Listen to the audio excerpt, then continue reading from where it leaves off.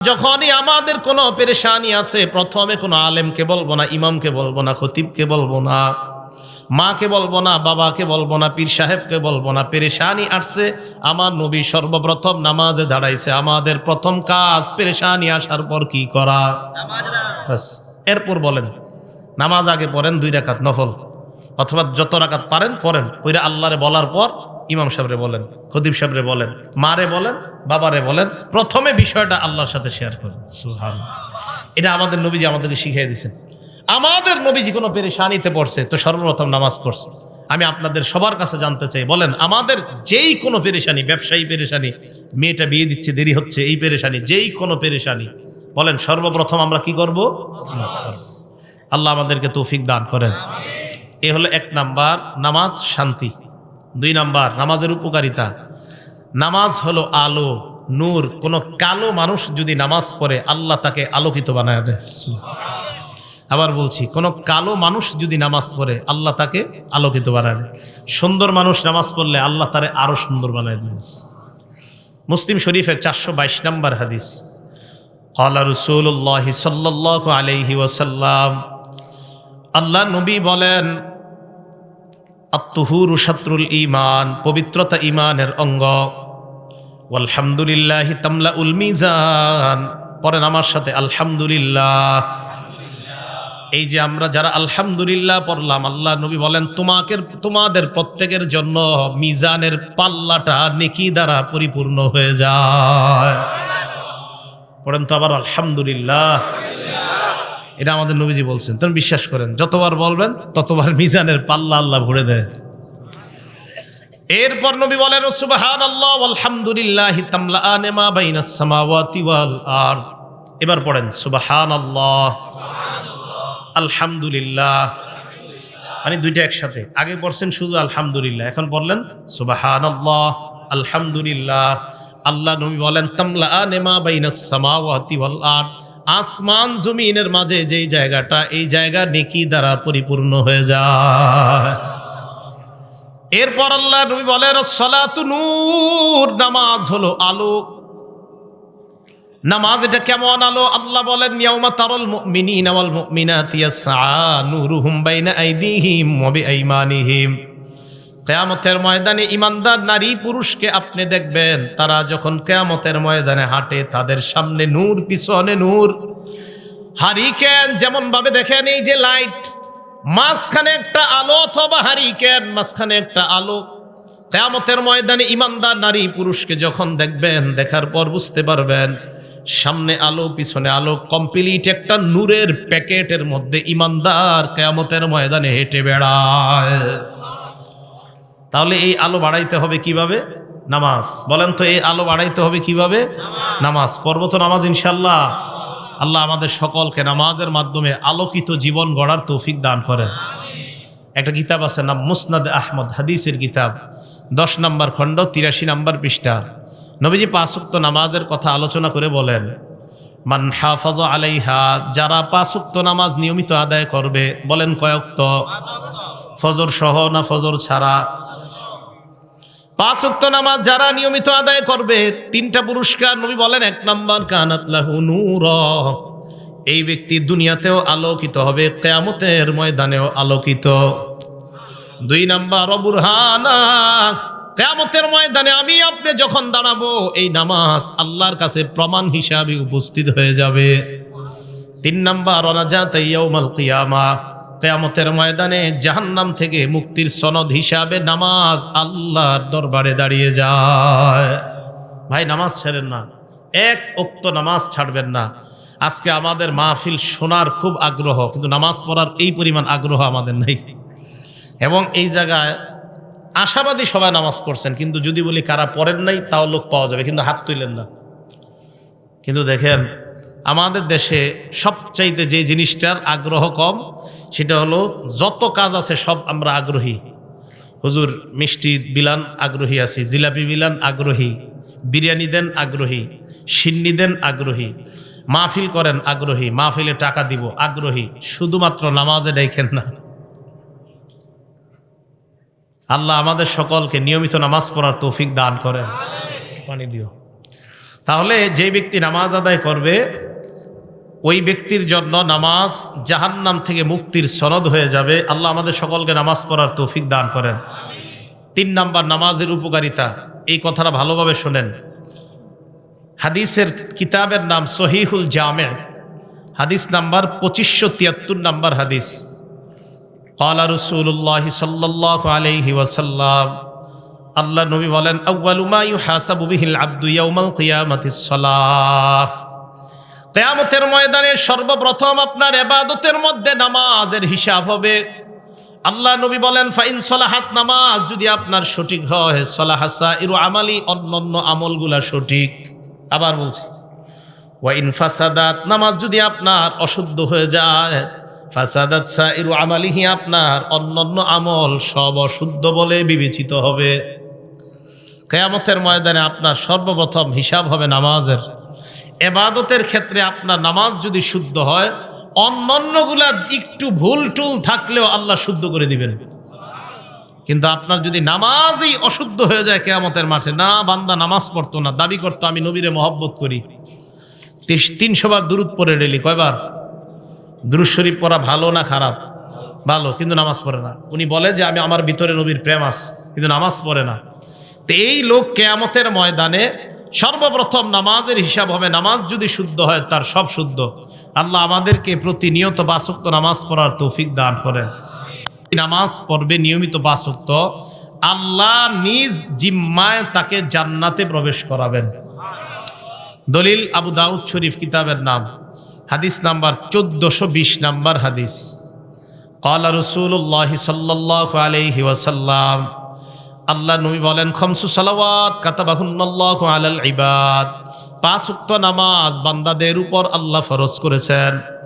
মান জাআ বিহিন্না, যেই ব্যক্তি 5 ওয়াক্ত নামাজ নিয়মিত আদায় করবে, লাম ইউদাইয়্যি মিনহুন্না শাইআ, 1 ওয়াক্ত নামাজও নষ্ট করবে না। ইস্তিগফাফান বিহাক্কিহিন্না, নামাজের প্রতি অবহেলা অবজ্ঞা করে 1 ওয়াক্ত নামাজও নষ্ট করবে না। অবহেলা অবজ্ঞা কাকে বলা হয় ভালো করে শুনেন। আপনার বিবি আপনাকে বলল যাও নামাজে যাও, আপনি বললেন বারবার তুমি পেট কইরো না, এত বেডের করবা না। বিবি আপনারে নামাজ যাইতে কয়, আপনি কোন আর থামো তো। এই যে থামো তো বললেন, মানে অবজ্ঞা, অবহেলা নামাজ। কোন আলেম আপনাকে নামাজের দাওয়াত দিল, আপনি বললেন আরে যান, এত লেকচার দিয়েন না, জানতো, মানে অবজ্ঞা অবহেলা। তাবলিগের লোকেরা আপনারা দাওয়াত দিতে গেছে, তা আপনি তখন বললেন কি, আর জানতো প্রত্যেক সোমবার আইসা খালি ডিস্টার্ব করেন, মানে গাছের 3 সোমবার বা শুক্রবার, এত জ্বালান কি লেগে? তার মানে নামাজের প্রতি আপনার অবহেলা অবজ্ঞা। বিসমিল্লাহ, আল্লাহুম্মা লাকাল হামদু ওয়া লাকাশ শুকরু। নামাজের প্রতি যদি আপনার অবহেলা থাকে, অবজ্ঞা থাকে, তাহলে কিন্তু খুব অবস্থা খারাপ হয়ে যাবে। নবীজি বলেন, 5 ওয়াক্ত নামাজ যারা আদায় করবে, অবহেলা অবজ্ঞা করবে না 1 ওয়াক্ত নামাজের ব্যাপারে। ফজর নামাজের সময় কোনো মুসলমান এই কথা বলবে না, থুর এই নামাজটা না হইলে কি হইতো। 4 ওয়াক্ত তো ঠিক আছে, ফজরটা না হইলে কি হইতো, অবহেলা, এমন কেউ বলবে না। 5 ওয়াক্ত নামাজ যারা নিয়মিত আদায় করবে, কানা লাহু আহদুন ইনদাল্লাহি আইয়ুদখিলাহুল জান্নাহ, আল্লাহর ওয়াদা, 5 ওয়াক্ত নামাজ করে আমার কাছে তুমি আসো, আমি নিজ জিম্মায় তোমাকে জান্নাতের প্রবেশ করায়া দিব। নামাজ নিয়ে কবরে যান, আপনার কবর আলোকিত হবে। নামাজ ছাড়া কবরে যায় না, ঝামেলায় পড়বেন। নামাজ ছাড়া কবরে গেলে মাটি 2 পাশ থেকে আপনাকে এমন ভাবে চাপ দিবে, আপনার এই বুকের হাড্ডিগুলা একটা আরেকটার ভিতরে ঢুকবে। নামাজ ছাড়া কবরে যায় না ভাইও, নামাজ ছাড়া কবরে যায় না। আল্লাহ আমাদের সকলকে 5 ওয়াক্ত নামাজ পড়ার তৌফিক দান করেন। উপকারিতা নাম্বার 5, আমারে আপনারে আল্লাহ সৃষ্টি করছে অস্থিরতা দিয়া, অস্থিরতা। সূরা মাআরিজের 19 থেকে 23 নাম্বার আয়াতে আল্লাহ বলেন, ইন্নাল ইনসানা খুলিকা হালুআ, মানুষকে সৃষ্টি করা হয়েছে অস্থির করে। মানুষ সৃষ্টিগতভাবে অস্থির, মানুষ জন্মগতভাবে তার মধ্যে অস্থিরতা কাজ করে।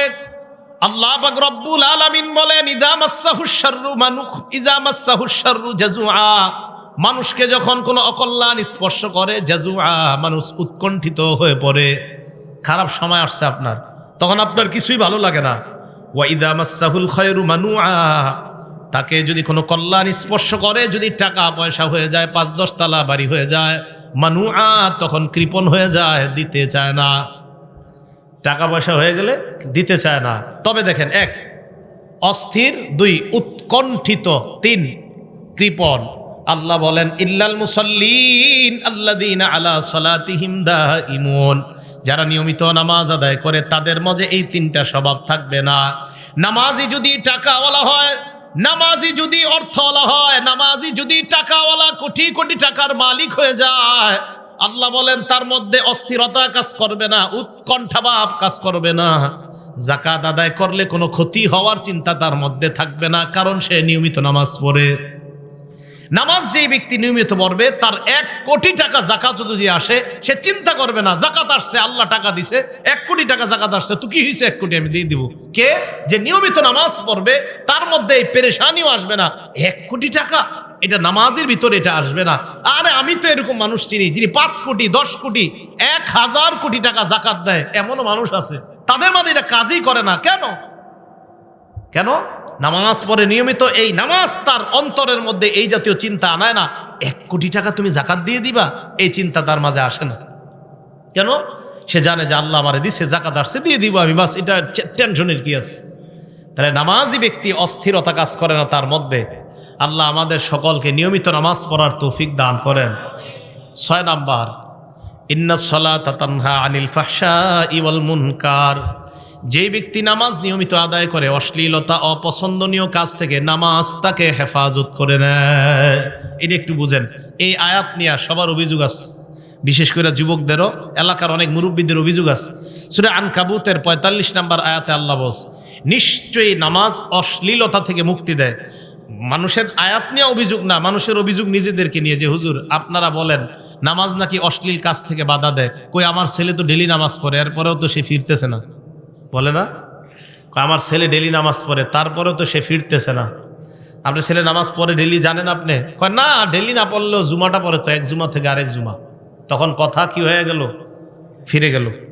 কয় জুমাটা পড়ে 1 জুমা থেকে আরেক জুমা, তো পরে তো হুজুর 1 জুমা আরেক জুমা, মাঝখানে গিয়ে ওই জুমাগুলা তারে ভালো কাজ করাইতে পারে না, বুঝলেন?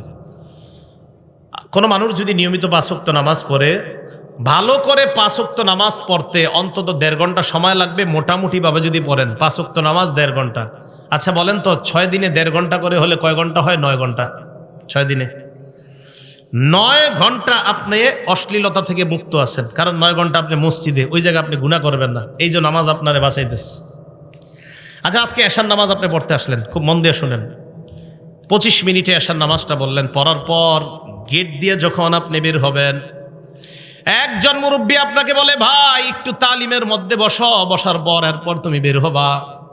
আপনার বন্ধু মসজিদের বাহিরে দাঁড়ায় আছে, কোথায় জানি আপনাকে নিয়ে যাবে, আপনার পছন্দ হইতেছে না, কিন্তু এলাকার চাচা মুরব্বীর কথাও আপনি ফেলতে পারতেছেন না। এই চিন্তায় আপনি তালিমের মধ্যে বসে গেলেন। বসে যাওয়ার পর আপনার মন না চাইতেও আপনি আরো 25 মিনিট বসলেন, নামাজ পড়লেন 25 মিনিট, আপনার মন না চাইলেও তালিমে বসলেন 25, কত হলো?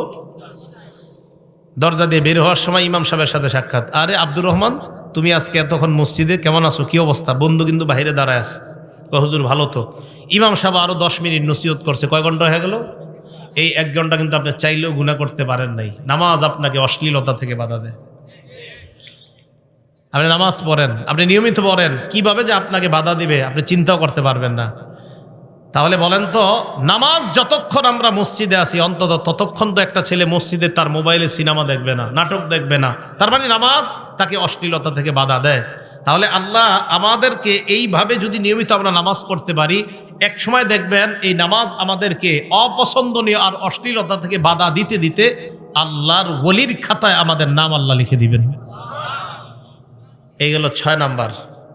7 নাম্বারটা একটু মন দিয়ে শুনেন, নামাজ আপনার আগের জিন্দিগির সব গুনাহ মাফ করে দেয়। বিসমিল্লাহ। এই ব্যাপারে আপনাদের সামনে আমি 5টা হাদিস বলি।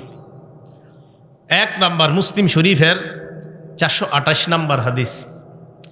এই হাদিসে রাসূল আকরাম সাল্লাল্লাহু আলাইহি সাল্লামের সাহাবা উসমান গনি রাদিয়াল্লাহু তাআলা আনহুর গোলাম, উনি বলেন সামি'তু উসমান ইবনে আফফান রাদিয়াল্লাহু তাআলা আনহু ওয়া হুয়া বিফিনাইল মসজিদি ফাজাআহুল মুয়াজ্জিন ইনদাল আস। উসমান গনি রাদিয়াল্লাহু তাআলা আন আসরের নামাজের সময় মসজিদ চত্বরের মধ্যে আছে, মুয়াজ্জিন সাহেব আসছে ওনাকে ডাকার জন্য, আসরের নামাজ পড়ানোর জন্য মুয়াজ্জিন সাহেব আসছে। আসার পর কয়, হুজুর আসরের সময় হয়ে গিয়েছে, তাড়াতাড়ি মসজিদে চলেন, নামাজ পড়াবেন। হযরতে উসমান ওযুর পানি আনলেন, আনার পর নামাজের জন্য ওযু করলেন। এরপর বললেন, আমি তোমাদেরকে আল্লাহর কসম একটা হাদিস এখন শোনাবো। হযরতে উসমান বললেন, ইন্নী সামি'তু রাসূলুল্লাহি সাল্লাল্লাহু আলাইহি ওয়াসাল্লাম ইয়াকুল, আল্লাহ নবীকে আমি বলতে শুনলাম, লা ইয়াতাওয়াদ্দাউ রাজুলুন মুসলিমুন, কোন মুসলমান যখন ওযু করে, ওযু করার পর ভালোভাবে ওযু করে, করার পর নামাজের মধ্যে দাঁড়ায়, ফাইসাল্লি সালাতা, নামাজ আদায় যখন করে, করার পর ইল্লা গফারাল্লাহু লাহু মা বাইনাহু ওয়া বাইনাল্লাতি তালিহা, নামাজ আদায় করতে দেরি, তার আগের গুনাহগুলা আল্লাহ মাফ করতে দেরি হয় না। ওযু সুন্দর মতো করে নামাজে দাঁড়াবেন, আল্লাহ আপনার গুনাহগুলা মাফ করে দেয়। মুসলিম শরীফের 431 নম্বর হাদিসে হযরত উসমান গনি আরেকটা বর্ণনা বলেন, মা মিন ইমরিইম মুসলিমিন, কোন মুসলমান যখন ইহসিনু ওযু আহা, সুন্দরভাবে ওযু করে, ফরজের নামাজ সময় হওয়ার পর, ফজর না ফরজ, ফজর না ফরজ, ফরজ নামাজ উপস্থিত হয়ে যাওয়ার পর, বলেন তো ফজর না ফরজ? তাহলে ফজর, জোহর, আসর, মাগরিব, এশা সবগুলা ফরজ নামাজ উপস্থিত হয়ে যাওয়ার পর সুন্দরভাবে ওযু করে, ওযু করার পর নামাজ পড়ে, রুকু সেজদা সুন্দরভাবে করে, তাহলে ব্যবসায়ী ব্যবসার মধ্যে দোকানে বসা, ফরজ নামাজের সময় হয়ে গেছে। চাকরিজীবী তার চাকরি স্থলে বসা, ফরজ নামাজের সময় হয়ে গেছে। আমি আপনি আমরা যার যার পেশার মধ্যে আমরা জড়িত, ওই সময় নামাজের সময় হয়ে গিয়েছে। কৃষক তার কৃষি কাজ করার সময়, জোহরের সময় হয়ে যায়, ফায়ুহসিনু উযুআহা, সুন্দরভাবে ওযু করে, ওযু করার পর নামাজ আদায় করে। হযরত উসমান বলেন, কানাত কাফফারাতান লিমা ক্বাবলাহা মিনাজ যুনুব, এই নামাজ তার আগের সমস্ত গুনাহের কাফফারা হয়ে যায়। মালাম ইউতি কাবীরা, তবে কবিরা গুনাহ করবেন না। জোরে বলেন, কি গুনাহ?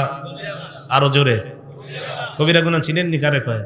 হ্যাঁ, তা একটু শোনেন। বুখারী শরীফের 2653 নম্বর হাদিস, 2653, ক্বালা রাসূলুল্লাহ সাল্লাল্লাহু আলাইহি ওয়াসাল্লাম, আল্লাহর নবী বলেন, আল কাবাইর, কবিরা গুনাহ হলো আল ইশরাকু বিল্লাহ, 1 নাম্বার আল্লাহর সাথে শিরিক করা, 2 নাম্বার ওয়া উকুকুল ওয়ালিদাইন, পিতা মাতার নাফরমানি করা, 3 নাম্বার ওয়া কতলুন নাফসি, কাউকে অন্যায়ভাবে হত্যা করা, 4 নাম্বার ওয়াল গুমুস, মিথ্যা শপথ করা। কি শপথ?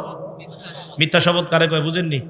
একটু বলি, দেখেন, আপনি দোকানের শাটার লাগাইতেছেন, সোয়েটার বিক্রি করেন, আপনি বন্ধু আসছে, আইসা কয় তোর ভাতিজির জন্য একটা সোয়েটার লাগবে, তাড়াতাড়ি আগামীকাল বেড়াইতে যাবে, সুন্দর একটা গর্জিয়াস সোয়েটার দে। তো বাস খুলছে, খোলার পরে সুন্দর একটা সোয়েটার দিচ্ছে। সোয়েটার দেওয়ার পর কয় কত? অন্যদের থেকে কি 900, তুই 850 দে। তো দেওয়ার সময় কয়, আর কইস না দোস্ত, মানুষ যা করে ঠিক মতো দামটাও দেয় না, কিনা দামটাও দেয় না, তোরে কইতাছে আল্লাহর কসম, এটা 800 টাকা দেখি না, তোর থেকে 50 টাকা লাভ করছে। সদরঘাটে খুঁজে দেখা যায় এটার দাম 300। কত? যদি হয় আর কি এরকম। এই যে মিথ্যা শপথ করলেন, আল্লাহর কাছে দাঁড়ানোর জন্য তৈরি হয়ে যান। বুখারী হাদিস নাম্বার 893। আল্লাহর সামনে আপনি দাঁড়াইতে হবে। আপনি মিথ্যা কথা বইলা আপনার পণ্য আপনি বিক্রি করলেন, কি এরকম হয় কিনা? না হইলে তো নাই, হয় কিনা? হইলে তো এটা গুনাহ। যদি না হয় মাশাআল্লাহ, আপনারা সব আল্লাহর ওলি। কিন্তু যদি এটা না হয়, বরং মিথ্যা কথা বইলা শপথ করে আপনি যদি পণ্য বিক্রি করেন, তা আল্লাহর সামনে দাঁড়ানোর জন্য প্রস্তুত হয়ে যান, যে তুমি তোমার ইনকামটা কিভাবে করছো আমার একটু বলো। বিসমিল্লাহ। 4 নাম্বার মিথ্যা শপথ করা। 5 নাম্বার শাহাদাতুজ জুর, মিথ্যা সাক্ষী দেওয়া। মিথ্যা সাক্ষী এমন একটা সাক্ষী, যেই সাক্ষীর মাধ্যমে নিরপরাধ অপরাধী হয়ে যায়, অপরাধী নিরপরাধ হয়ে যায়। 5টা কবিরা গুনার কথা আমরা জানলাম। এবার আপনাদের সামনে আমি 10টা এমন গুনাহের কথা বলবো, এর মধ্যে 7টা হলো গুনাহ, পরের 3টা, মোট 10টা, শেষের 3টা হলো এমন যে 3টা যদি না করেন গুনাহ। কিতাবের নাম মুসনাদ আহমদ, হাদিস নাম্বার 22075 নাম্বার হাদিসের বর্ণনা। মুআজ ইবনে জাবাল রাদিয়াল্লাহু তাআলা আনহুর বর্ণনা, তিনি বলেন, আওসানি রাসূলুল্লাহ বিআশারি কালিমাত, আল্লাহ নবী আমাকে 10টা উপদেশ দিয়েছে। গণবেন, বলেন নবীজি কয়টা উপদেশ দিয়েছে? আমারে আপনারে সবাইরে কয়টা উপদেশ? 1 নাম্বার, লা তুশরিক বিল্লাহি শাইআ ওয়া ইন কুতিলতা ওয়া হুররিকতা, আল্লাহর সাথে শিরিক করবা না, যদিও তোমাকে হত্যা করা হয়, যদিও তোমাকে জ্বালিয়ে দেওয়া হয়। বলেন, হত্যা করা হয়, জ্বালিয়ে দেওয়া হয়, আল্লাহর সাথে কি করা যাবে না? আল্লাহর সাথে শিরিক চিনেননি কারে কয়? গরু জবাই করছেন, জবাই করার সময় বললেন আব্দুল কাদের জিলানীর নামে জবাই করলাম, এটা কি শিরিক?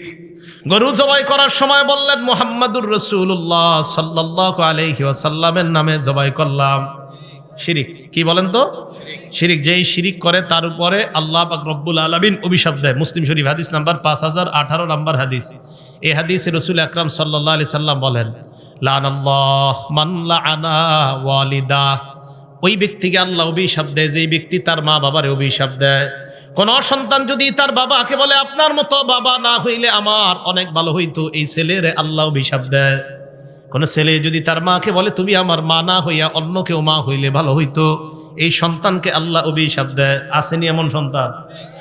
2 নাম্বার, লাআনাল্লাহু মান যাবাহা লিগাইরিল্লাহ, ওই ব্যক্তিকে আল্লাহ অভিশাপ দেয় যেই ব্যক্তি পশু আল্লাহ ছাড়া অন্যের নামে জবাই করে। হুজুর 7 নামে কোরবানি দেন, আজকে থেকে বাংলার কোয়েন না। হুজুর 7 নামে কোরবানি দেন, এটা আর বলবেন না। হুজুর 3 নামে কোরবানি দেন, আর বলবেন না। বলেন আমার সাথে, 7 জনের পক্ষ থেকে। সবাই বলেন, 7 জনের পক্ষ থেকে, 3 জনের পক্ষ থেকে, 4 জনের পক্ষ থেকে, আল্লাহর নামে। তাহলে 7 নামে না 7 জনের পক্ষ থেকে? নামে কার? এই ভুলগুলা কোরবানির সময় আর করেন না। একজনে ছুরি নিয়ে দাঁড়ায় দেখো, হুজুর 7 নামে, আর বললেন না এটা। হুজুর 7 জনের পক্ষ থেকে, আল্লাহর নামে। মনে থাকবে তো? তো যেই ব্যক্তি আল্লাহ ছাড়া অন্য কারো নামে জবাই করে তার উপরে আল্লাহ অভিশাপ দেয়। 3 নাম্বার, ওয়ালাআনাল্লাহ মান গায়্যারা মানারাল আরদি। দেখেন তো এই অপরাধটা আপনাদের মাঝে আছে কিনা? যেই ব্যক্তি জমিন, অন্যের জমিন নিজের কবজায় নিয়ে নেয়, নিয়ে নেওয়ার পর বলে ক্রয় সূত্রে এই জমির মালিক আরিফ বিন হাবিব। আছে? অন্যের জমিন সামান্য, এই সামান্য একটু জমিন যদি আপনার আয়াত্তে নিয়ে বাস লিখে দিয়েছেন, ক্রয় সূত্রে এই জমির মালিক হাজি মোহাম্মদ অমক, তার উপর আল্লাহ অভিশাপ দিতে থাকে। আল্লাহ 24 ঘন্টা তার উপর অভিশাপ চলতে থাকে। সে হজ করছে 50 বার। কয়বার? এই হজ করা অবস্থা অভিশাপ চলতেছে, আরেকজনের জমি মেয়েরা হজ করতেছে। এগুলো 3 নাম্বার। 4 নাম্বার, লাআনাল্লাহ মান আওয়া মুহদিসা, যে ব্যক্তি কোনো বেদাতিকে আশ্রয় দেয় ওই ব্যক্তিকে আল্লাহ অভিশাপ দেয়। আপনাদের এলাকায় সালাগাই দিয়ে এক ব্যক্তি ঘুরতেছে, হঠাৎ আপনারা মনে করলেন লোকটা সালাগাই দিয়ে কেন হাঁটতেছে, মনে হয় ভিতরে কিছু আছে। চিন্তা ভাবনা কইরা তারা আপনারা পীর বানায়া দিয়ে এলাকার মধ্যে খানকা খুইলা দিলেন। আল্লাহ নবী কয় তোমার উপর আল্লাহ 24 ঘন্টা অভিশাপ দেয়, কারণ তুমি কেন বাটপারকে জায়গা দিলা। তাহলে শিরিক করা যাবে না। আবার আসেন আগের জায়গায়, নবীর 10 উপদেশ মনে আসেনি? ওখান থেকে এই হাদিসে আসলাম। 1 নাম্বার, আল্লাহর সাথে শিরিক করবা না, যদিও তোমাকে হত্যা করা হয়, যদিও তোমাকে জ্বালিয়ে দেওয়া হয়। 2 নাম্বার, ওয়ালা তা'আক্কারনা ওয়ালিদাইক ওয়া ইন আমারাকা আন তাখরুজা মিন মালিকা ওয়া আহলিকা, তোমার মা বাবা যদি তোমাকে সম্পদ থেকে আলাদা করে দেয়, তোমাকে যদি ত্যায্য করে দেয়, মা বাবার নাফরমানি করবা না। ঘর থেকে বের করে দিছে, সম্পদ থেকে বের করে দিছে, তুই পাবি না সম্পদ, এরপরেও মা বাবার সাথে নাফরমানি করা যাবে না। এখন মা বাবা বের করবে কি? ছেলে মা বাবারে বের করে দেয়।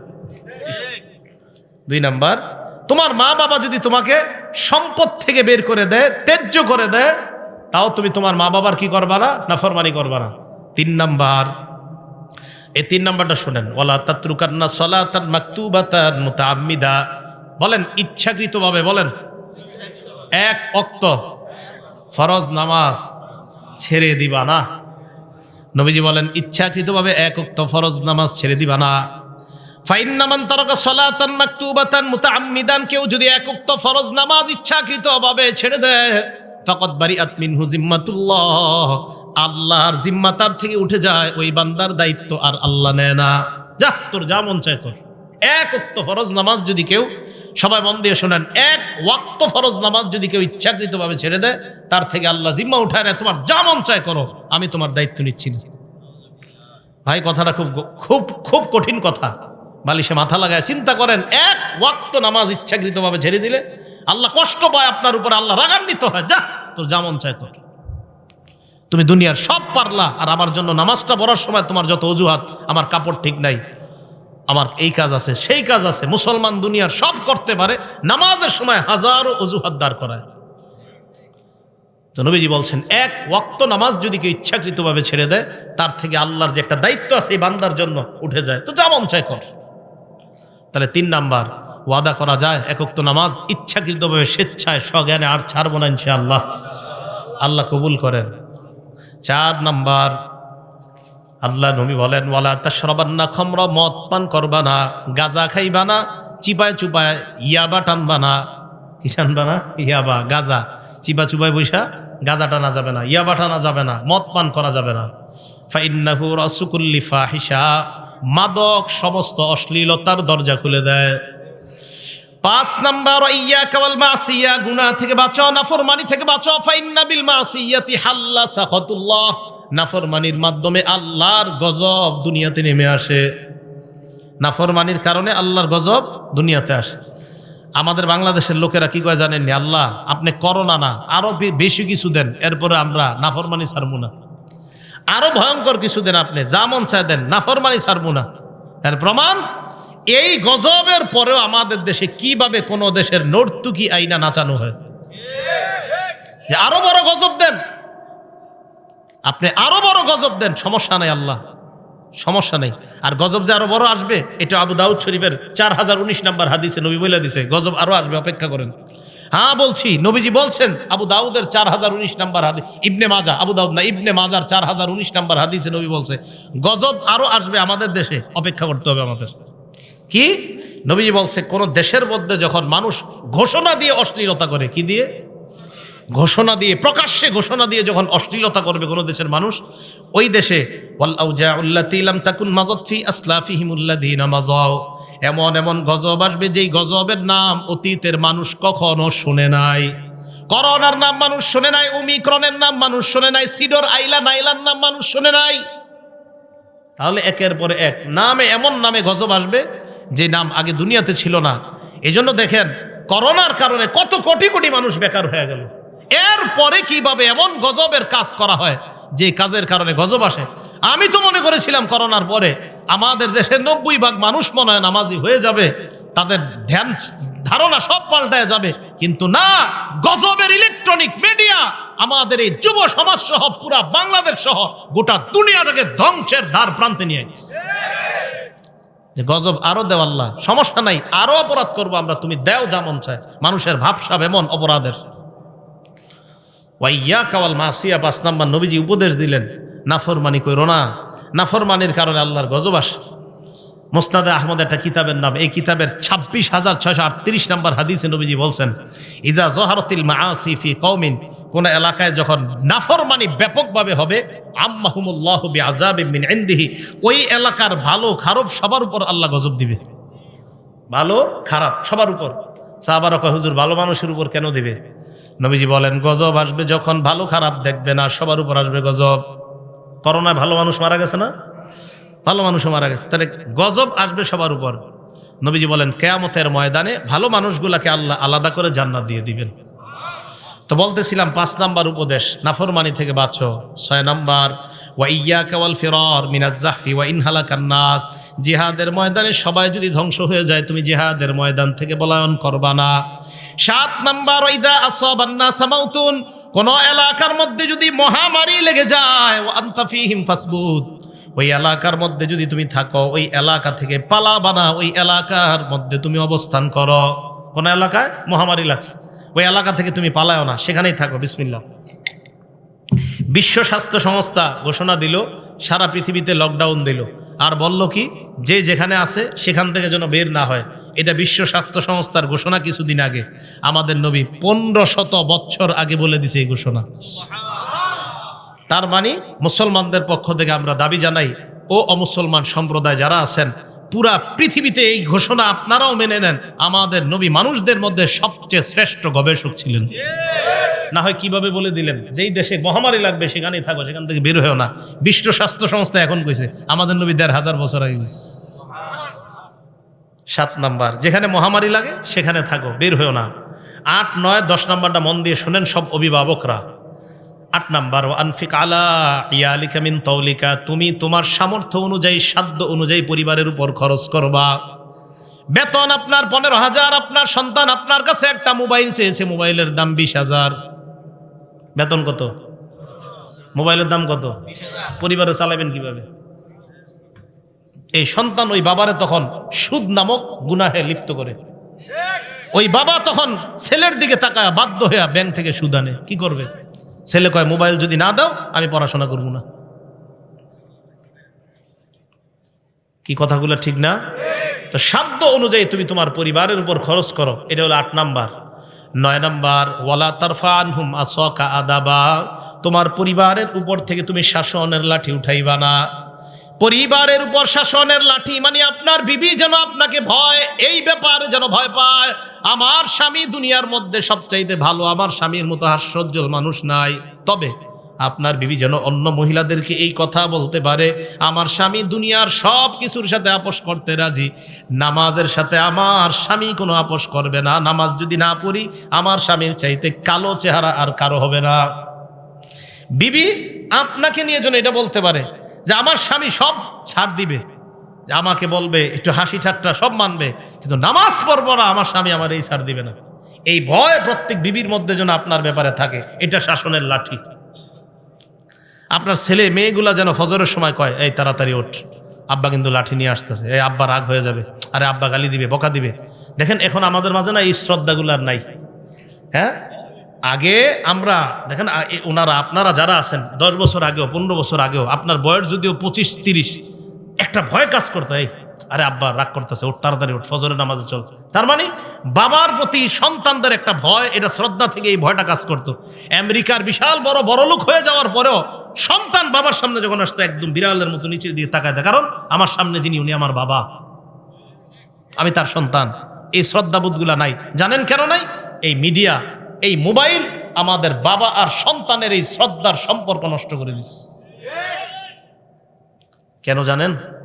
বাবা সন্তান স্ত্রী একসাথে বৈশা সিনেমা দেখে যে ঘরের মধ্যে, আপনি বলেন ওই সন্তান ওই বাবাকে কিভাবে শ্রদ্ধা করবে? করবে না। তাহলে 9 নাম্বার, সন্তান পরিবারের উপর থেকে শাসনের লাঠি বুঝে আসছে সবার। আপনার সন্তানরা যেন এই ভয় থাকে, এই শোন তাড়াতাড়ি নামাজে চল, নামাজে না গেলে আব্বা কিন্তু জি রাগ করবে।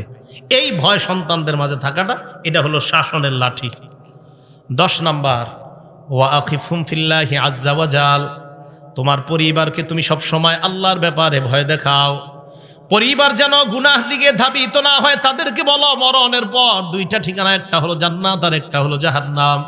আমি আবার বলি একবারে, আপনারা দেখেন একটু মনে রাখতে পারেন কিনা। 1 নাম্বার, আল্লাহর সাথে শিরিক করা যাবে না।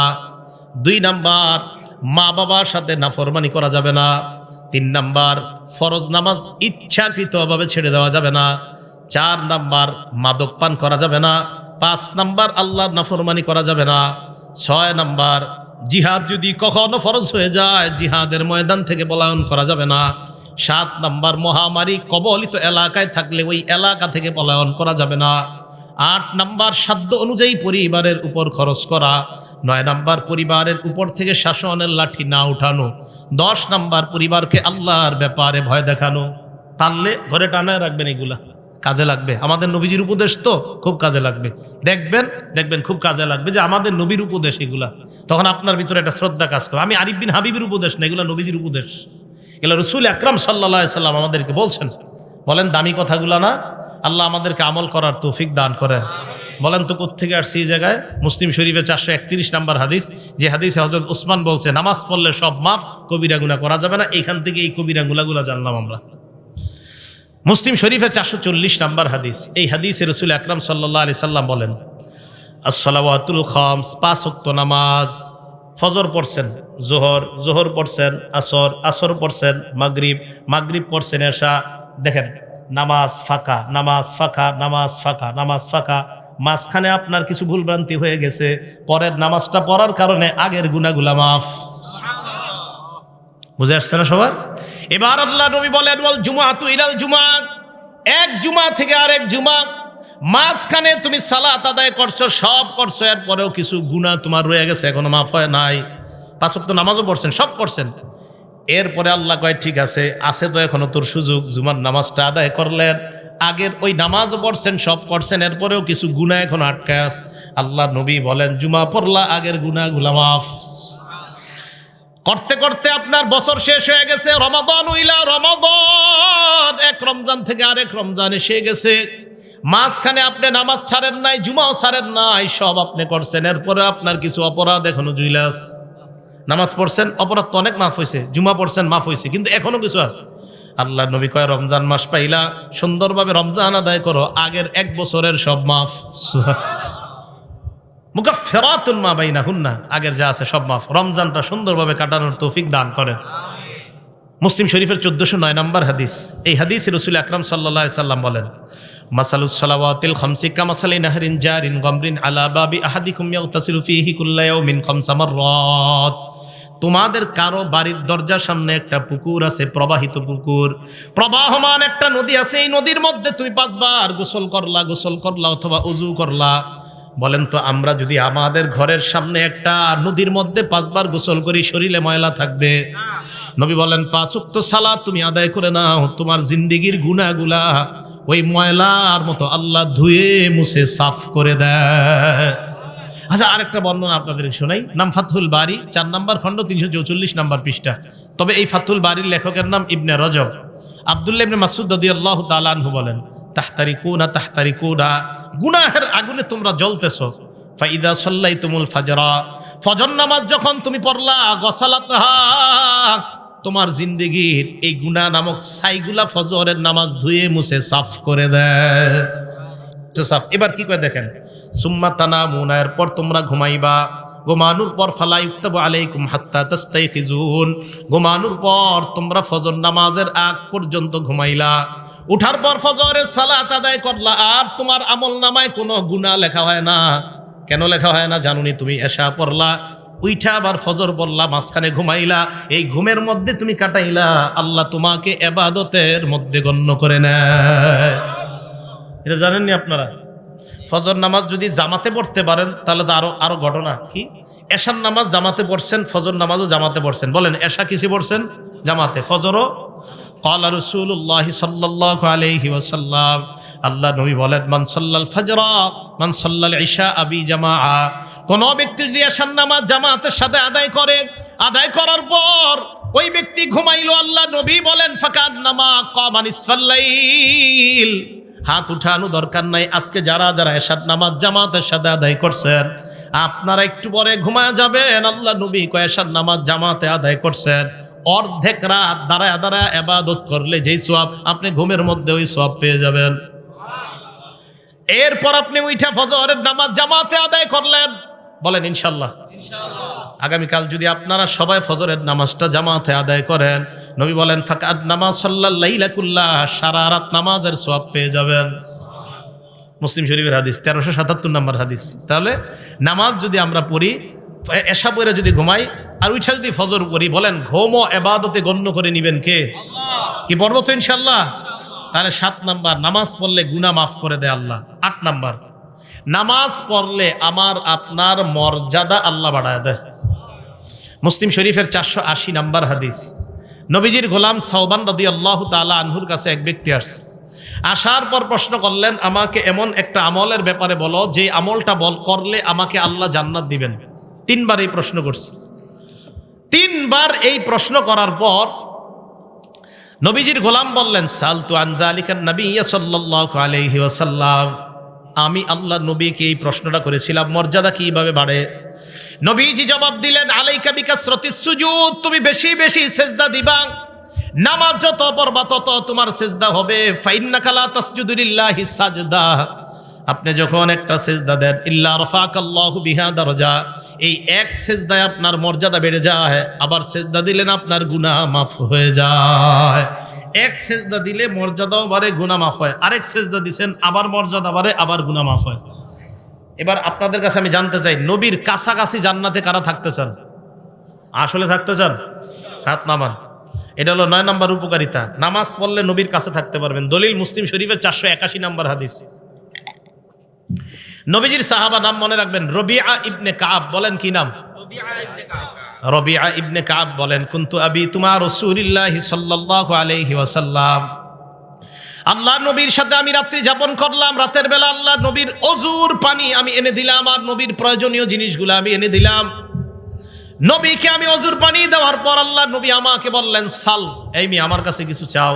সাহাবা বলেন, নবীজি আমারে বললেন আমার কাছে কিছু চাও, যা চাইবা তাই দিমু, চাও।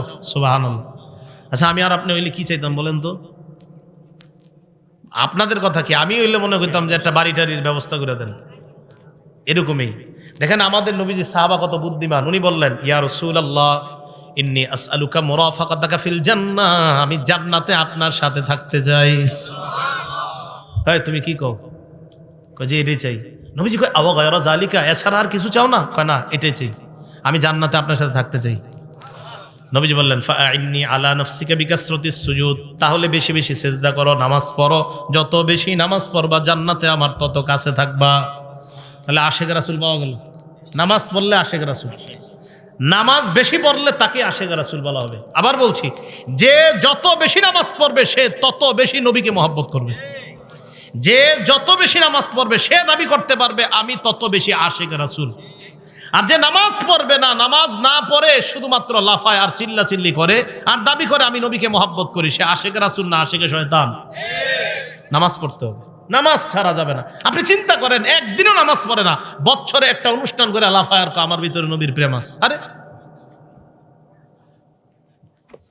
তাহলে বলেন তো, আশেক রাসূল কি নামাজ ছেড়ে দিলে হবে না নামাজ পড়লে?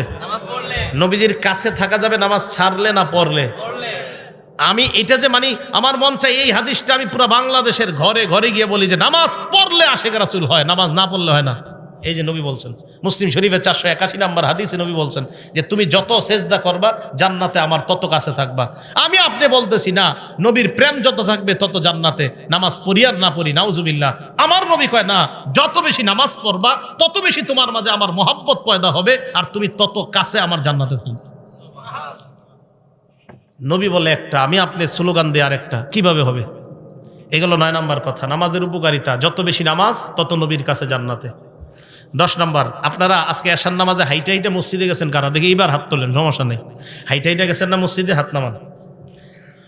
হাইটা যারা মসজিদে গেছেন, মুসলিম শরীফের 1407 নম্বর হাদিস, ক্বালা রাসূলুল্লাহ সাল্লাল্লাহু আলাইহি ওয়াসাল্লাম, আল্লাহ নবী বলেন মান তাতাহহারা ফি বাইতিহি, যেই ব্যক্তি ঘরে ওযু করে, তাহলে একটা সুন্নত যদি পারেন পালন করেন, পারেন যদি ওযুটা ঘরে করবেন, করার পর এরপর আপনি ঘর থেকে বের হলেন, এই যে দরজা দিয়ে এই যে বাহিরে পাটা রাখছেন, মসজিদে যাবেন, কানাত খতওয়াতা, আপনার 2 পা 2 ভাগ হবে আল্লাহর কাছে। কিভাবে?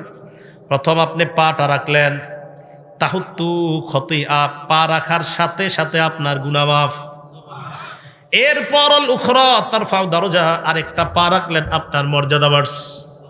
তাহলে নামাজের দিকে যদি আপনি যান, সুম্মা মাশা ইলা বাইতিম মিন বুয়ুতিল্লাহ, আপনি যদি ওযু করার পর আল্লাহর কোনো ঘরের দিকে রওনা করেন, 1 পা ফালাইবেন গুনাহ মাফ, আর 1 পা ফালাইবেন মর্যাদা বেড়ে যায়। তাহলে যত বেশি হাইটা মসজিদে যাবেন তত সওয়াব। এক সাহাবা অনেক দূর থেকে মসজিদে আসতো, অন্যান্য সাহাবারা কয় মিয়া তুমি একটা বাহন কিনতে পারো না, বাহন দিয়ে আসবা? কয় না, নবীজি বলছে যত হাইটে আসবো তত সওয়াব, তাই আমি বাহন কিনি না। কয় মিয়া তুমি মসজিদের আশেপাশে ঘরটা বানাইতে পারো না? কয় না, নবী বলছে যত দূর থেকে আসবো তত বেশি সওয়াব। তাহলে 10 নাম্বার, যত বেশি হাইটে আমরা মসজিদে যাব তত বেশি সওয়াব। 11 নাম্বার, মসজিদে সকাল সন্ধ্যা কয়বার যাই আমরা? বলেন কয়বার যাই? 5 বার। বুখারী শরীফের 662 কত হয়? 600। আমি আবার এটা করাই প্রত্যেক মাহফিলে, এটি বলাই কেন জানে? চা স্টলের সামনে আমরা গিবত শেখাত না করে এমনি ঘুমু। হুজুর কালকে 662 কইছে, কয় কি? কয় বুখারী শরীফের 662 নাম্বার। মানে আমি চাইতেছি আমাদের মুসলমানদের কথাবার্তাগুলো এরকম হয়ে যাক, চা স্টলের সামনে বৈশা গিবত শেখায়তের পরিবর্তে এগুলা হোক যে বুখারী শরীফের হুজুর শিখাইছে 3-3-3-1 3331 নাম্বার হাদিস। কই জায়গায় কি কইছে? কই জায়গায় বলছে ইস্তাউসু বিন নিসা, মহিলাদেরকে খালি ওয়াজ করো, পিটাইও না, খালি ওয়াজ করো, ওয়াজ করো। সুবহানাল্লাহ। আবু দাউদ শরীফের 3-3-1 3331 নাম্বার হাদিস। কইতে সুন্দর লাগে না কথাগুলা? ওইখানে আবার কি কইছে? কই জায়গায় বলছে এমন একটা সময় আসবে যে সময় সবাই মিছিল দিয়া সুদ খাবে, কেউ বাকি থাকবে না। ডাইরেক্ট যদিও না খায়, সুদের হাওয়া সবার গায়ে লাগবে, নবীজি বলছেন এরকম। 3370 নাম্বার হাদিস বুখারী শরীফের। ওখানে আবার কি? ওখানে নবী দুরূদ শিখাই দিয়েছে। কোন দুরূদ? যেটা নামাজে পড়ি। সুবহানাল্লাহ। আল্লাহুম্মা সাল্লি আলা মুহাম্মাদি ওয়া আলা আলি মুহাম্মাদ। এই বিষয়গুলো আমি চাইতেছি মুসলমানদের মুখে মুখে চা স্টলের সামনে এইগুলো আলোচনা হোক, গিবত শেখায়ত না হোক। তো বলতেছিলাম বুখারী শরীফের 662 কত হয়? 600। বলেন না একটু, আমরা আলোচনা করি। 662 কত হয়? 662। এই হাদিসে রাসূল আকরাম সাল্লাল্লাহু আলাইহি সাল্লাম বলেন, মান গাদা ইলাল মসজিদি ওয়া রাহা, কোন ব্যক্তি যখন সকাল সন্ধ্যা মসজিদে যায়, আ'আদাল্লাহু লাহু নুজুলাহু মিনাল জান্নাতি কুল্লামা গাদা আও রাহা, যতবার মসজিদে যায় ততবার তার জন্য জান্নাতে মেহমানদারি প্রস্তুত হয়ে যায়। পেট রেডি করেন তাড়াতাড়ি খাওয়ার জন্য। কি পরিমাণ খাইবেন দেখি জান্নাতে গিয়ে। যতবার মসজিদে যাবেন ততবার মেহমানদারি। তাহলে আমরা যতবার মসজিদে যাচ্ছি চিন্তা করেন কি পরিমাণ খানা আল্লাহ আমাদের জন্য রেডি করে রাখছে। এগুলো 11 নম্বর ফজিলত নামাজের, যে যতবার নামাজে যাবেন ততবার জান্নাতে মেহমানদারি। 12 নম্বর ফজিলত, আচ্ছা নামাজ পড়ার পর আপনারা অনেকে বসে থাকেন না মসজিদে, সুবহানাল্লাহ, আলহামদুলিল্লাহ, লা ইলাহা ইল্লাল্লাহ, আল্লাহু আকবার, বসে তাসবিহ পড়েন। আপনি তাসবিহ পড়েন না, কিচ্ছু করেন না, এমনি বসে রয়েছেন নামাজ পড়ে, ভাল্লা বসে রয়েছেন মসজিদের এক কোনায়, অজু অবস্থায় বসে রয়েছেন, বসে ঘুমাইতেছেন, অজু অবস্থায় বসে ঘুমাইতেছেন, বসে রয়েছেন, কোনো কাজ করতেছেন না। নবীজি সাল্লাল্লাহু আলাইহি সাল্লাম বলেন, বুখারী শরীফের 2119 নম্বর হাদিস, 2119, 2119, ঠিক না? 2119, 2119, এই হাদিসে রাসূল আকরাম সাল্লাল্লাহু আলাইহি সাল্লাম বলেন, আল মালাইকাতু তুসাল্লি আলা আহাদিকুম মা দামা ফি মুসাল্লাহু আল্লাযী ইউসাল্লি ফীহ। নামাজ পড়ার পর মুসল্লি যেই জায়গায় বসে আছে, বসে থাকার পর ওই মুসল্লি যতক্ষণ মসজিদ থেকে বের না হয়, ফেরেশতারা তার জন্য আল্লাহর কাছে 2টা দোয়া করতেই থাকে। এক নাম্বার ফেরেশতারা বলে, আল্লাহুম্মা সাল্লি আলাইহি, মাবুদ তুমি এই বান্দার উপর শান্তি নাজিল করো। মাবুদ গো, বেচারা পেরেশানি হয়ে মসজিদে বসে আছে, আল্লাহ আমরা ফেরেশতারা বলতেছি তারে তুমি শান্তি দিয়ে দাও। ভাই কিভাবে বুঝাবো আপনাদেরকে? আপনি পেরেশান হয়ে মসজিদে গিয়ে বসে রয়েছেন, ফেরেশতারা আল্লাহ রেখে, আল্লাহ তারে শান্তি দাও, সুবহানাল্লাহ। 2 নাম্বার, আল্লাহুম্মা রহমহু, আল্লাহ তুমি তাকে তোমার রহমতের চাদর দ্বারা ঢেকে নাও। দোয়া 2টা সুন্দর না? তাহলে অস্থির কাজ করতেছে, পেরেশানিতে আছেন, মসজিদে নামাজ পড়ে একটু বসে থাকেন, আর মনে মনে ভাববেন যে হুজুরে বুখারী শরীফের দলিল দিয়ে বলছে আমি মসজিদে যতক্ষণ বসে থাকবো আমার পেরেশানি দূর হওয়ার জন্য ফেরেশতারা দোয়া করবে। এগুলো 12 নাম্বার উপকার। 13 নাম্বার, মসজিদে যায় দেখছেন আপনাদের এলাকায় জোহর কয়টায়? 1:30 না 1:01? আচ্ছা 1:01 ধরে নিই আমরা। মসজিদে গেছেন, আপনি যাওয়ার পরে সুন্নত পড়ে দেখতেছেন 20 মিনিট বাকি আছে, বসে রয়েছেন, কোনো কাজ নাই। এই যে আপনি বসে রয়েছেন, আরো 20 মিনিট বসে থাকবেন, আপনি এমনি বসে রয়েছেন, অটোমেটিক গাছের পাতার মতো আপনার গুনাহ জোরে পড়তেছে। দলিল মুসলিম শরীফের 475 নম্বর হাদিস, ক্বালা রাসূলুল্লাহ সাল্লাল্লাহু আলাইহি ওয়াসাল্লাম, আল্লাহ নবী বলেন, আমি কি তোমাদেরকে এমন 3টা আমলের কথা বলবো না, যেই 3টা আমল করলেই তোমাদের গুনাহ অটোমেটিক মাফ হইতে থাকে? 1 নাম্বার, ইসবাগুল ওযুই আলাল মাকারি, তুমি অপছন্দ মানে কষ্ট হইতেছে অজু করতে, কষ্ট, এরপরেও তুমি অজু করতে কষ্ট হইতেছে, এরপরে অজু করতে কষ্ট হয়, মনে করেন এই জায়গায় একটু সমস্যা আছে, তো আপনি আস্তে ধীরে অজু করতেছেন, কষ্ট। 1 নাম্বার কষ্ট হইল অজু করা। 2 নাম্বার, কাসরাতুল খুতা ইলাল মাসাজিদ, হাইটা বেশি বেশি মসজিদে যাওয়া।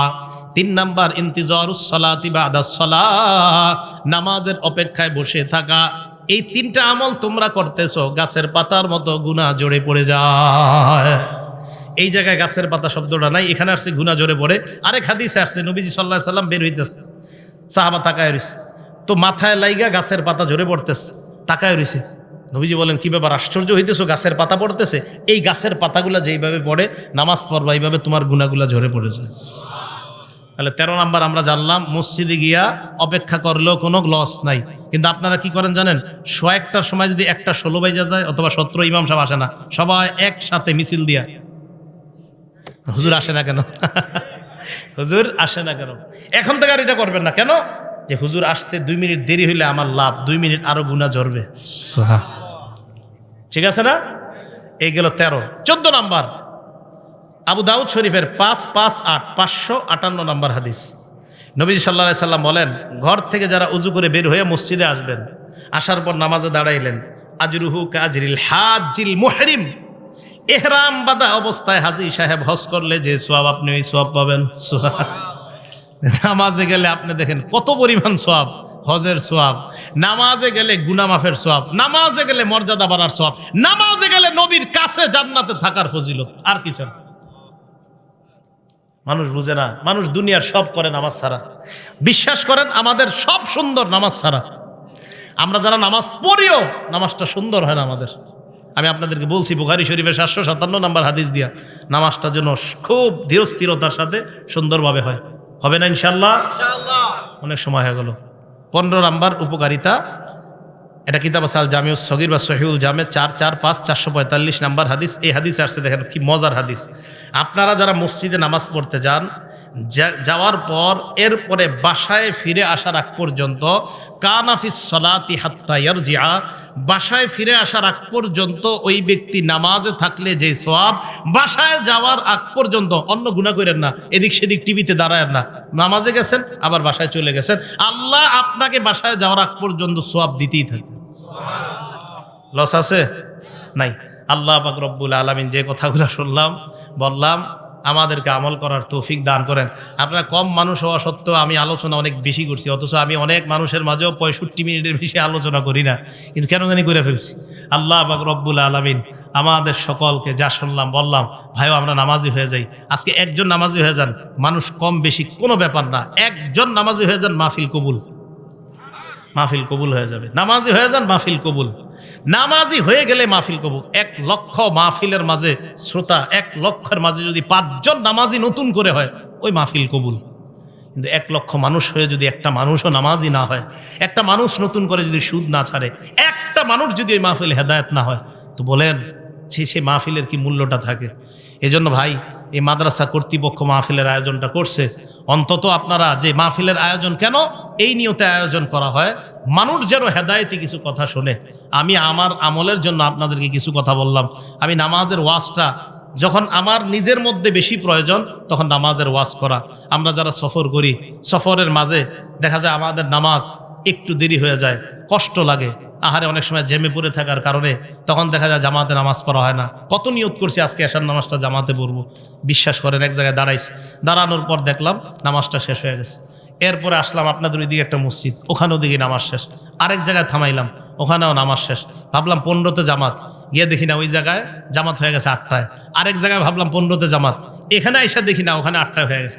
আরেক জায়গায় ভাবলাম ওখানে গিয়ে 15তে পাবো, সেখানে আসতে আসতে 8:30 বেজে গেছে। তো এইভাবে দেখেন সফরের মধ্যে অনেক সময় এইগুলা মেনটেন করা কষ্টকর হয়ে যায়। তো আমি চিন্তা করলাম এরকম হইতেছে কেন, মানে নামাজের ওয়াজ করা দরকার। তাই আজকে আপনাদের সামনে নামাজের ওয়াজ করলাম, যেন আমার মাঝেও নামাজের গুরুত্বটা যেন বেড়ে যায়। কেন জামাত পাইলাম না, কেন জামাত পাইলাম না? নিশ্চিত কোনো অবহেলা আছে, তাই জামাত পাইনি। অবহেলা না থাকলে আল্লাহ পাওয়াই দিত। কোনো সমস্যা আছে মুশরিক, না হয় অন্য দিন তো আমরা পাই, অন্য জায়গায় তো জামাত পাই, কেন মাঝে মাঝে এরকম পাই না? তো বুঝি যে কোনো গুরুত্বহীনতা, অবহেলা হচ্ছে কোথাও। তাই জন্য আমার দরকার সর্বপ্রথম ভাই, আমরা সবাই নামাজি হয়ে যাই। 1 ওয়াক্ত নামাজ ছাড়েন না, 1 ওয়াক্ত নামাজ কাজা করবেন না, 1 ওয়াক্ত নামাজ কাজা করবেন না। বাবা লাগেন, ভাই লাগেন, স্টেজে আসেন, পায়ে ধরতে বলেন, তাও ধরতে রাজি আছে। নামাজ ছাড়েন না, দুনিয়ার সব কিছুর সাথে আপোষ করেন, নামাজের সাথে আপোষ করেন না। 1 ওয়াক্ত নামাজ ছাড়েন না। বিশ্বাস করেন, নামাজ যদি আপনি ছেড়ে দেন, আল্লাহ আপনি নামাজ ছেড়ে দিলে আর কবে আপনি আল্লাহরে রাজি করবেন বলেন? আপনি আল্লাহ, যে আল্লাহ আপনারে বানাইলো, আল্লাহ বললেন 5 ওয়াক্ত নামাজ। দেখেন তাবলিগওয়ালা সাথী ভাইয়েরা দাওয়াত দিতে গেলেই বলে লুঙ্গির একটু সমস্যা আছে, আপনি যান পরে আসতেছে। 7 দিন দাওয়াত দেয়, তাও একই কথা বলে পরে আসতেছে। সব কিছু তার রেডি আছে। একটু ভাবেন তো, আপনার যদি গিয়ে বলতো 1 প্যাকেট বিরিয়ানি দেওয়া হবে, কেউ হাসবেন না। আপনাকে নামাজের কথাটা বললে আপনি বলেন একটু পরে আসতেছে। আপনি একটু সত্যি করে বলেন যে আপনাকে একটা বিরিয়ানির কথা যদি বলতো, কাচ্চি দেওয়া হবে 1 প্লেট, ঠিক আপনি চলে আসতেন। তাহলে আপনি 1 প্যাকেট কাচ্চির কাছে আপনি নিজে আনতে পারেন। তো আল্লাহ বলতেছে একটু নামাজে আসো, তখন আপনি কত অজুহাত দাঁড় করান, ভাই একটু দোকানে থাকতে হবে, হুজুর এই সমস্যা আছে, সেই সমস্যা। আজকে থেকে একটা নিয়ত করে ফেলেন, পৃথিবীর সব জায়গায় অজুহাত দাঁড় করালেও নামাজের ক্ষেত্রে কোনো অজুহাত দাঁড় করাবো না। ঠিক আছে না ইনশাল্লাহ? এখন কথা হলো, আজকে তো ওয়াজ করে চলে গেলাম, আপনাদের মাঝে এগুলো থাকবে কিভাবে? মসজিদে নিজেদের মধ্যে নামাজের আলোচনা বেশি করবেন। নিজেদের মাঝে যখন নামাজের আলোচনা বেশি হবে, চা দোকানের সামনে নামাজের আলোচনা বেশি হবে, ক্ষেতের পাশে 2 জন দাঁড়ায় গল্প করতেছেন, যখন নামাজের আলোচনা বেশি হবে, দেখবেন যেই জিনিস আপনার মাঝে কম আমলের ক্ষেত্রে ওইটার আলোচনা বাড়াইয়া দিবেন, আমল শুরু হয়ে যাবে ইনশাআল্লাহ। তো দেখবেন যদি যে আমার মাঝে মনে নামাজের গুরুত্ব একটু কম, তখন নামাজের আলোচনা বেশি আরেকজনের সাথে করবেন। আসেন মুরব্বী, একটু নামাজের ব্যাপারে আপনি আমারে কিছু শিখান, আমি আপনারে কিছু শিখাই। তো দেখবেন নতুন করে নামাজের প্রতি আবার জজবা তৈরি হইতেছে। আল্লাহ পাক রব্বুল আলামিন আমাদের সকলকে, এলাকার নারী পুরুষ সকলকে আল্লাহ 5 ওয়াক্ত নামাজ সময় মতো যেন পড়তে পারে আল্লাহ তৌফিক দান করে।